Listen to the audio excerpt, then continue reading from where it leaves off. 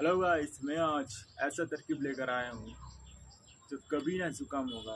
ऐसा तरकीब, सर्दी जुकाम कभी ना होगा। आप ऐसे लेंगे पानी और एक नाक से टानेंगे,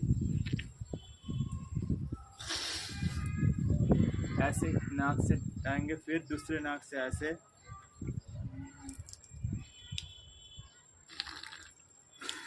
ज़्यादा नहीं खींचेंगे, थोड़ा सा मतलब खींचेंगे, मतलब थोड़ा जाना चाहिए, मतलब हल्का सा। फिर ऐसे 3 बार करेंगे, फिर देखिएगा कभी जुकाम नहीं होगा। सुबह और शाम कीजिएगा तो कभी न सर्दी ना जुकाम होगा। थोड़ा सा लगेंगे, थोड़ा सा भरो, कुछ ना है, थोड़ा सा नाक के अंदर तक जाना चाहिए पानी। फिर ऐसे 3 से, ऐसे 3 से, बस यही करेंगे, कभी सर्दी जुकाम कभी ना होगा।